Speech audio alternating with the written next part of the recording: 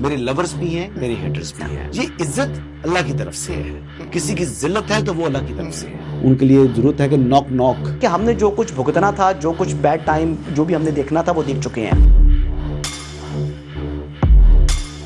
حسن ایوب خان کے تمام دیکھنے والوں کو السلام علیکم. ناظرین، ملٹیپل سٹوریز ہیں، لیکن سب سے پہلے بات کرتے ہیں کہ اسٹرینجر ان دی ہاؤس کو بلانے کا معاملہ، اور اس کے بعد گورنر خیبر پختونخوا کی جانب سے اور leader of the opposition in Khyber Pakhtunkhwa assembly doctor عباد ہے، ان دونوں نے جو ہے وہ اسپیکر سے جو ہے وہ مطالبہ کیا کہ اس معاملے کے اوپر کارروائی کی جائے. اور اس کے بعد ہوا یہ کہ سہیل آفریدی کے خلاف کارروائی تو نہیں ہوئی، لیکن اسپیکر بابر سلیم سواتی صاحب نے ایوان میں معافی مانگ لی اور انہوں نے کہا جی کہ یہ میری غلطی ہے، مجھے یہ روکنا چاہیے تھا، اور انہوں نے یعنی غیر مشروع طور کے اوپر سرنڈر کر دیا. تو میرے خیال سے معاملہ یہاں پر ختم ہو جانا چاہیے. ایک اچھا اقدام ہے، ایک اچھی بات ہے، ایک اچھی سمت ہے. جو اچھا ہے اس کی تعریف کرنی چاہیے. دوسرا اس کے علاوہ ایک اور معاملہ ہے جی، خیبر پختونخوا کے اندر ہی اس وقت جو دھڑے موجود ہیں پاکستان تحریک انصاف کے، کچھ 3 کے قریب دھڑے ہیں جی. انٹرسٹنگ بات یہ ہے کہ جس میں ایک دھڑا جو ہے وہ سہیل آفریدی کا، ایک علی امین گنڈا پور کا، اور پھر کچھ ایسے لوگ ہیں جو انہوں نے اپنی ہی ایک کہتے ہیں کہ ایک بلاک بنایا ہوا ہے. یعنی اپوزیشن کے اندر، سیاسی جماعتوں کے اندر دھڑے بازی ہوتی ہے. جس طرح فیصل آباد کے اندر رانا ثناء اللہ صاحب کا اپنا گروپ تھا، عابد شیری صاحب کا اپنا ہے. راولپنڈی کے اندر بھی جو ہے نا وہ 2-3 دھڑے موجود تھے. پہلے جس طرح مسلم لیگ نواز ہوتی تھی، اس میں مجھے یاد ہے کہ راجہ بشارت صاحب نے اپنا گروپ بنایا تھا، اور چودھری نثار صاحب کا اپنا گروپ تھا، تو پھر وہ ڈومینیٹ کرتے تھے. شیخ رشید بھی جب تھے مسلم لیگ نواز میں، راجہ بشارت صاحب نے اپنی ایک اہمیت بنانے کی کوشش کرتے تھے، لیکن پھر سب پر بھاری ہوتے تھے چودھری نثار علی خان. تو آج تو خیر وہ صورتحال نہیں ہے جی. آج حنیف عباسی صاحب جو ہیں وہ خاصے طاقتور ہیں اس وقت راولپنڈی شہر کی حد تک، لیکن کیونکہ پنجاب گورنمنٹ ہے تو اس میں مریم اورنگزیب صاحب جو ہیں وہ کہا جائے تو صاف الفاظ میں، سادہ الفاظ میں، کہ راولپنڈی کی آج کی تاریخ کی چودھری نثار علی خان کی ریپلیسمنٹ ہے. یہ اس پر تو خیر بہرحال لوگ سوال اٹھاتے ہیں کہ کیوں. میں یہ کہتا ہوں کہ مریم اورنگزیب نے خاصی محنت کی ہے، اور یہ مقام انہوں نے اپنی محنت سے حاصل کیا ہے. اپنے سیلاب میں آپ کو یاد ہوگا جس طریقے سے اس نے محنت کی. ہاں ایک ایشو ہے جو یعنی ریزرو سیٹ والا، جنرل سیٹ نہیں ہے ان کی، تو اگر کام کریں، محنت کریں تو جنرل سیٹ کے اوپر بھی وہ جی سکتی ہیں. اور دیکھیں شہر کے اندر جو ووٹ ہوتا ہے نا، یعنی بنیادی طور کے اوپر وہ سارا کا سارا پارٹی کا نظریاتی ووٹ ہوتا ہے، کسی شخص کا اپنا جو ہے وہ کمی ووٹ ہے. بہرحال خاصی ایکٹیو ہے جو ان کی والدہ بھی، طاہرہ اور اورنگزیب بھی. ذاتی طور پر جو ہے وہ میرے کیونکہ اچھا تعلقات ہیں تمام لوگوں کے ساتھ. تو کون سب سے طاقتور ہونا چاہیے یہ فیصلہ جو ہے وہ لیڈرشپ نہیں کرنا ہے، اور انہوں نے ہی اس حوالے سے جو ہے وہ اپنا فیصلہ کیا ہوا ہے. بہرحال جی آگے بڑھتے ہیں. اگلی بات یہ ہے کہ اس وقت خیبر پختونخوا کے اندر حکومت تو سہیل آفریدی کے پاس ہے، لیکن حکومت ہونے کے باوجود سہیل آفریدی صاحب نے اچھے طریقے سے اپنی الائنمنٹ جو ہے وہ کر لی ہے. یعنی اپوزیشن کے ساتھ ایک ورکنگ ریلیشن شپ بنانے میں کامیاب ہو چکے ہیں، اور اسٹیبلشمنٹ کے ساتھ بھی ان کا ایک ورکنگ ریلیشن شپ جو ہے وہ بن چکا ہے، لیکن اس کو پبلک نہیں کیا جاتا. اس کو وہ مزید اسٹرینتھن کرنا چاہتے ہیں. اور علی امین گنڈا پور کو اگر ان سے ایشو ہے اور خطرہ ہے تو وہ اسی بات کا خطرہ ہے کہ کہیں سہیل آفریدی اسٹیبلشمنٹ کے قریب نہ ہو جائیں. آپ کو معلوم ہے کہ جو پاکستان تحریک انصاف ہے وہ پبلکلی تو بہت زیادہ اینٹی اسٹیبلشمنٹ ہے، لیکن عمران خان صاحب بھی یعنی بار بار بات تو اسٹیبلشمنٹ پر تنقید کرتے ہیں، لیکن اینڈ ان کی بات یہی ہے کہ جی ہماری اگر بات ہوگی تو اسٹیبلشمنٹ سے ہوگی، ہم گورنمنٹ کے ساتھ یا کسی سیاسی جماعت کے ساتھ نہیں بیٹھیں گے. یہ اپروچ وہ کیوں اپناتے ہیں؟ یہ میرے خیال سے پاکستان تحریک انصاف کا خمیر ہے. جس طریقے سے وہ آئے، جس طریقے سے ان کو طاقتور کیا گیا، جس طریقے سے ان کے ساتھ لوگوں کی شمولیت کرائی گئی، جو ماضی کی اسٹیبلشمنٹ کی غلطیاں تھیں وہ چاہتے ہیں کہ موجودہ اسٹیبلشمنٹ بھی اس کو ریپیٹ کرے، لیکن موجودہ اسٹیبلشمنٹ ان سے بات نہیں کر رہی اور نہ ہی کرنا چاہتی ہے. سو جو چہمگوئیاں اس وقت ہو رہی ہیں، جو اس وقت گفتگو چل رہی ہے کہ ہواؤں کا رخ بدل رہا ہے، اور مسلم لیگ نواز کی حکومت کا سورج جو ہے وہ اب آہستہ آہستہ طلوع کے بعد اب غروب ہوگا، یعنی وہ رائز ہو چکا ہے اور اب اس کے بعد اس نے نیچے جانا ہے. تو ایسی کوئی جو ہے وہ گراؤنڈ کے اوپر حقیقت موجود نہیں ہے. اور میں یہ نہیں کہتا کہ جی کوئی شخص بھی irreplaceable نہیں ہے. میں یہ نہیں کہوں گا کہ کوئی جماعت جو ہے یا کوئی حکومت اس کا کوئی متبادل نہیں ہے. اللہ تعالیٰ لوگوں کے درمیان میں دنوں کو عدل بدل کرتے ہیں. سو لہٰذا کوئی بھی ایسی حکومت یا ایسی شخصیت نہیں ہے جس کا کوئی متبادل نہیں ہوگا. لیکن اس وقت تک جو ایک ورکنگ ریلیشن شپ ہے گورنمنٹ کا اور ملٹری اسٹیبلشمنٹ کا وہ آئیڈیل ہے. اور جو ناچاکی کے حوالے سے جو گفتگو ہوتی ہے یا جتنی بھی گفتگو کی جاتی ہے یہ تمام ہوائی فائرنگ ہیں, ٹیبل سٹوریز ہیں, ان کا گراؤنڈ کے اوپر حقیقت سے دور دور تک کوئی تعلق نہیں ہے. نہ ہی محسن نقوی صاحب جو ہے وہ پرائم منسٹر کے عہدے کی طرف دیکھ رہے ہیں. مطلب بات ہوتی ہے محسن نقوی صاحب کی, اور میں یہ کہوں گا کہ جیسے میں تعریف کرتا ہوں نا شفیع جان کی, تو جس طریقے سے محسن نقوی صاحب کی بھی میرے خیال سے وہی پوزیشن ہوتی ہوگی جو شفیع جان صاحب کی ہوتی ہے کہ یار سہیل آفریدی میرے بارے میں کیا سوچتا ہوگا. تو اسی طریقے سے جب یہ خبریں آتی ہیں, اور کئی دفعہ تو محسن نقوی صاحب کے بڑے قریبی تعلق ہے سہیل وڑائی صاحب کے ساتھ, جب وہ کالم لکھ دیتے ہیں اس قسم کی گفتگو کرتے ہیں تو پھر اس کے اوپر بہت سے شبہات شکوک جو ہیں وہ پیدا ہوتے ہیں, اور امبیرسمنٹ ہوتی ہے محسن نقوی صاحب کے لیے کہ شاید وہ انہوں نے کوئی عزائم رکھے ہوئے ہیں یا ان کی وجہ سے یہ جو کالم ہیں وہ چھپ رہے ہیں. تو I can understand his position کہ وہ ان کی پوزیشن جو ہے وہ بڑی کمپرومائز ہوتی ہوگی پرائم منسٹر کے سامنے. اور میں یہ بھی کہوں کہ محسن نقوی اس وقت پرائم منسٹر کی کیبنٹ کا سب سے طاقتور وزیر نہیں ہے. ہاں وہ فیلڈ مارشل کے ساتھ ان کا اچھا تعلق ہے, ضرور ہے, یہ تمام باتیں اپنی جگہ ہیں. پیپلز پارٹی کے ساتھ اور مسلم لیگ نواز کے درمیان جو کولیشن شپ ہوئی ہے, جو کہ ایک تعاون جو ہے یا ایک فارمولہ طے ہوا ہے, اس میں محسن نقوی صاحب نے بڑا امپورٹنٹ رول پلے کیا ہے, اور ان کے گھر کے اندر ہی یہ معاہدہ ہوا تھا. یہ تمام باتیں ایک طرف, لیکن میں یہ بتاؤں کہ اس وقت اگر فیڈرل کیبنٹ کا کوئی سب سے طاقتور وزیر ہے تو وہ تو ڈاکٹر توقیر صاحب ہیں. ڈاکٹر توقیر شاہ صاحب, کیونکہ ان کے کچھ عزائم نہیں ہیں, کوئی اپنا ایجنڈا ہوتا نہیں ہے, وہ بڑے اسٹریٹ فارورڈ آدمی ہیں, بڑے رئیس آدمی ہیں. یعنی ان کا تعلق بھی اسلام آباد سے ہے, اور اسلام آباد کی سید برادری میں سے, مطلب وہ ایک بڑے نواب ہیں, بہت یعنی ان کی جائیداد ہے, اور پڑھے لکھے آدمی ہیں. یعنی پاکستان کو انہوں نے اربوں روپے کی جو ہے وہ گرانٹ جو ہے وہ ورلڈ بینک سے لے کے دی ہے, اور بلینز آف ڈالرز کے اندر وہ تعمیرات ہوں گی پاکستان کے اندر انشاءاللہ. یہ تمام کا تمام کام جو ہے یہ قابلیت کی وجہ سے وہ سب سے امپورٹنٹ ہے. انہی کے ہی ہینڈ پکڈ ہیں جی جو آج چیمہ صاحب, وہ بھی خاصا رول پلے کرتے ہیں. لیکن محسن نقوی صاحب کو اگر آپ کہیں کہ وہ سب سے طاقتور وزیر ہے تو سوری اٹس ناٹ ٹرو. حکومت کے بہت سے معاملات ہیں جی, ان معاملات کے اندر کسی قسم کا کوئی دخل نہیں دے سکتے محسن نقوی صاحب.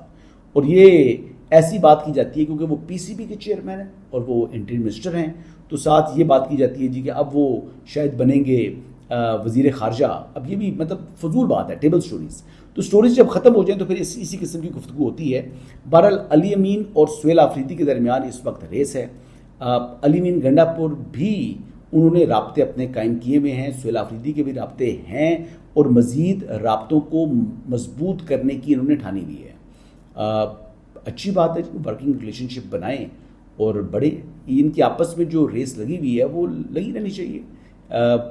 ظاہری بات ہے کہ ہر ایک طاقت چاہتا ہے, اور چیف منسٹر تو وہ گورنمنٹ ہے, گورنمنٹ کے پاس دینے کو بہت کچھ ہوتا ہے. تو علی امین صاحب نے اپنی جو بس تھی وہ مس کی ہے.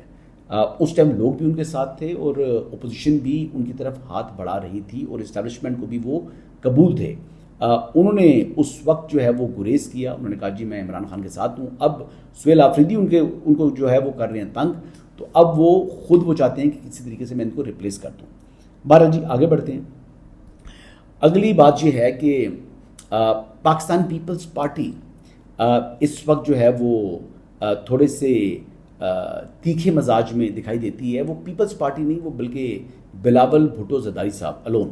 اگر بات کی جائے پریزیڈنٹ آصف علی زرداری صاحب کی, بات کی جائے آصفہ بھٹو کی, کیونکہ وہ بھی عملی سیاست کے اندر موجود ہیں, اور میں نے پہلے بھی کہا ہے کہ ان کو ہونا چاہیے جی چیف منسٹر بنائیں ان کو سندھ کا, تو ایک اچھا وہ ایک پیر بنے گا بلاول کا اور آصفہ کا. بہرحال یہ تو چوائس جو ہے ان کی اپنی ہے, میں نے تو اپنی اوپینین اپنی رائے کا اظہار کیا تھا.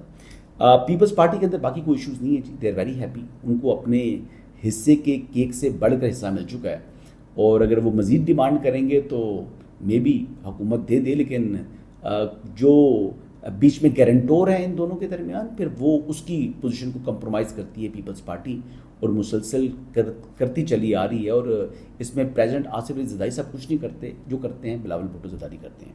بہرحال جی آگے بڑھتے ہیں. جی اگلی خبر یہ ہے کہ جیو نیوز جو ہے وہ بند ہو چکا ہے، اور یہاں تک کہ یعنی 15 دن کے لیے اس کا جو ہے وہ لائسنس معطل ہوا ہے، اور ان کے خلاف جو معاملہ ہے وہ تحقیقات بھی اس کی ہو رہی ہیں. ایک متنازع جو ڈاکومنٹری کا ایک کلپ ہے جس میں جو حوالہ دیا گیا ہے، جس سے یعنی جو درست نہیں ہے، جو حقائق کے منافی ہے، اور اس پر جیو ٹیلی ویژن نے معذرت بھی کر لی ہے. اب ایشو کیا ہے جی؟ میں تو کہوں گا کہ ایک اچھا کام کیا ہے پیمرا نے، ایک اچھا کام کیا ہے اسٹیٹ نے، کہ یعنی مذہبی ہم آہنگی یا فرقہ واریت یا انتشار کو روکنے کے لیے خود ہی جو ہے وہ اپنے جو ہے وہ ریاستی جو سٹرکچر ہے وہ حرکت میں آیا، اور یہ ایک میچورٹی کی نشانی ہے، ایک یہ اچھا قدم ہے. میں تو یہ کہوں گا کہ الحمدللہ اس وقت وہ ایک پریشر گروپ موجود نہیں ہے جو کہ پہلے آ جاتا تھا، جس کا نام تھا تحریک لبیک. اور دیکھیں جتھوں کے ذریعے آپ اپنے جو خواہشات ہیں، ایون اگر کسی کے کوئی چیز مجروح ہوئے ہیں جذبات، تو معافی مانگنی ہوتی ہے نا، یا قانون کے مطابق سزا دینی ہوتی ہے. یہ تو نہیں ہوتا کہ آپ آ کر جو ہے وہ موب جسٹس جو ہے وہ سٹارٹ کر دیں، آ کر اس کی بلڈنگیں توڑ دیں. جو بیچ میں ایسے لوگ ہیں جن کا دور دور تک اس معاملے سے کوئی تعلق نہیں ہے، ان پر پتھراؤ کریں یا اس قسم کی گفتگو کریں، تو وہ مناسب طریقہ کار نہیں ہے. سو لہٰذا ایک میچورٹی کے ساتھ کام آگے بڑھا ہے، اور یہ ایک اچھی بات ہے جی. میں تو اس میں یہ بات کروں گا کہ جو یہ فلم تھی اس کے خلاف، اور یا جیو انتظامیہ کے خلاف جو اس میں جس کا رول تھا، اس کے خلاف کارروائی ضرور ہوگی. کیونکہ دیکھیں جس طریقے سے بندش ہوئی ہے شور اٹھنے سے پہلے، تو یہ ایک بڑا واضح ہے کہ بڑے کوئی یعنی افراتفری یا انتشار پھیل سکتا تھا جو روک دیا گیا ہے. اور قانونی طریقہ کار کے مطابق اگر معاملہ آگے بڑھے اور قانون اپنا راستہ خود تلاش کرے تو نتھنگ لائک اٹ. ہر ایک مہذب ملک کے اندر اور ہر ایک مہذب سوسائٹی کے اندر اسی طریقے سے معاملات آگے چلنا چاہیے. اچھا جی، ایک اہم خبر یہ ہے کہ آپ نے دیکھا کہ ایک افسوسناک واقعہ ہے، دہشت گردی جو ہے وہ اس کی ایک ایفرٹ ہوئی، ایک اٹیمپٹ ہوئی، اور رینجرز کو ٹارگٹ کیا گیا. رینجرز بھی شہید ہو گئے 3، اور وہ جو حملہ آور تھے وہ بھی جہنم واصل کر دیے گئے. یہ اب ایشو یہ ہے کہ اس وقت جو انڈین پراکسیز ہیں، انڈیا نے یعنی اجیت دوہل یا را، انہوں نے اپنے جو کہتے ہیں خزانے کا منہ کھول دیا ہے. انہوں نے خزانے کا منہ کھولنے کی مقصد یہ ہے کہ کسی طریقے سے پاکستان کے اندر بدامنی اور دہشت گردی کو فروغ دیا جائے، اس کو بڑھا دیا جائے، تاکہ ہم پاکستان کو ایک فیلڈ اسٹیٹ کے طور کے اوپر دنیا کے سامنے پروجیکٹ کر سکیں، جو پہلے انڈیا کرتا تھا. اپنے اسی ہی مقصد کو حاصل کرنے کے لیے اس قسم کی کارروائیوں کو تیز کیا گیا ہے.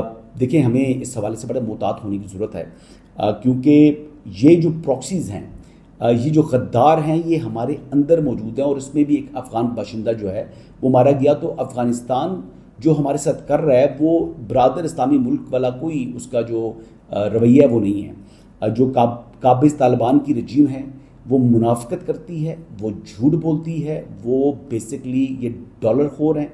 اور یہ میں ان کے بارے میں یہی کہوں گا کہ یہ مسلمان نہیں ہیں، بلکہ یہ جہنمی کتے ہیں جو خوارج ہیں. اب بات یہ ہے کہ فتنہ ہندوستان ہو جائے یا فتنہ الخوارج، ان کا مقصد کیا ہے؟ مسلمانوں کے خون بہا رہے ہیں، مساجد کو ٹارگٹ کرتے ہیں، یہ بیسکلی علماء اکرام کو ٹارگٹ کیا ہے، اب سیکورٹی فورسز کو ٹارگٹ کر رہے ہیں. تو اس کا آبجیکٹو یہی ہے جی کہ ان کو جو اسائنمنٹ ملتی ہے یہ وہ اسائنمنٹ پوری کرتے ہیں. دوسری طرف اگر آپ دیکھ لیں تو انڈیا جو ہے وہ اس وقت پریشان ہے کہ پاکستان گلوبلی جو ہے جس طریقے سے اس کا ڈپلومیٹک اسٹیچر جو ہے وہ بڑھ چکا ہے. اس وقت پورا مڈل ایسٹ پاکستان کر رہا ہے. تو اس سے جو کہ وشوا گرو کا اس کا اپنا ایک ٹارگٹ تھا وہ پاکستان کو مل چکا ہے، اور وداؤٹ اسپینڈنگ یعنی اس سے تو بلینز آف ڈالرز لگا دیے ہیں. تو مودی کے لیے یعنی اپنا پولیٹیکل کیپٹل کو بچانا اور یہ پاکستان کو کمزور کرنے کے لیے یہ اب یہ سارا کی ساری چیزیں جو ہیں یہ انہوں نے جاری رکھی ہوئی ہیں. میں طلعت حسین صاحب کو سن رہا تھا، وہ بتا رہے تھے کہ نئی لابیز کی فرم کو ہائر کیا گیا ہے تاکہ امریکہ کے ساتھ انڈیا کے تعلقات پہلے سے بہتر ہو سکیں. اور دیکھیں جی تعلقات ممالک کے درمیان میوچل انٹرسٹ کے اوپر ہوتے ہیں, اچھے بھی ہو سکتے ہیں, لیکن پاکستان نے جو مقام حاصل کیا ہے وہ بیسکلی ناممکن کو ممکن کر کے دکھایا ہے, اور یہ تاریخ میں ہمیشہ یاد رکھا جائے گا. اور جب تک میں آپ کو بتاؤں کہ فیلڈ مارشل سید عاصم منیر جس طریقے سے پاکستان کو ڈپلومیٹکلی انہوں نے جو ہے وہ مضبوط اور مستحکم کیا ہے, پاکستان نے جو رول پلے کیا ہے, اور پاکستان جو آگے دنیا کی پاکستان سے توقعات ہیں, تو اس حوالے سے میں یہ کہہ سکتا ہوں کہ آنے والے دن بہت اچھے ہیں انشاءاللہ. اور یہ جو ہمارا ایران کے ساتھ جو معاملات ہیں وہ بھی خاصے بہتر ہو رہے ہیں, اور یہ جو ویک سٹارٹ ہوگا کل سے, یعنی ایران بھی امریکہ کے ساتھ اور سعودی عرب کے ساتھ ہماری یعنی ٹریڈ کے اوپر انگیجمنٹ زیادہ ہوگی, اور یہ ٹریڈ کی جو انگیجمنٹ ہے انشاءاللہ اس سے پاکستان کو جو ہے وہ فائدہ ہوگا. ٹریڈ یعنی گیس بھی ہے, فیول بھی ہے, اس کے علاوہ اور بھی بہت سی چیزیں ہیں جو کہ پاکستان اس وقت جو ہے وہ ٹارگٹ کر رہا ہے. لیٹس سی کہ یہ چیزیں کب تک جو ہے وہ میٹلائز ہوتی ہیں اور سرفس پر آتی ہیں, لیکن انشاءاللہ جو ایم ہے پاکستان کا, اللہ تعالیٰ پاکستان کو کامیاب کرے. جو مالی مشکلات ہیں ہماری حکومت کی اور عوام کی, یہ دور ہو جائیں تو پھر تو الحمدللہ بہت سی بہتری آ جائے گی, اور پاکستان کے اندر پوٹینشیل موجود ہے. پاکستان کے اندر زراعت بھی ہے, انڈسٹری بھی ہے, پاکستان کے اندر ٹیلنٹڈ لوگ ہیں. تو یہ سب سے بڑھ کر یہ ہے کہ اللہ تعالیٰ کا فضل ہے, یہ اسلام کے نام پر بنا ہوا ملک ہے, اور دنیا کو اس وقت جو کہ امن دیا ہے, جو دنیا کے اندر جو مہنگائی کی نئی لہر آ رہی تھی اس کو جس نے روکا ہے وہ اسلام آباد MOU ہے, اور یہ نام جو ہے وہ تاریخ میں انشاءاللہ ہمیشہ زندہ رہے گا. انہی الفاظ کے ساتھ اجازت چاہوں گا, کل دوبارہ آپ سے ملاقات ہوگی. اللہ حافظ.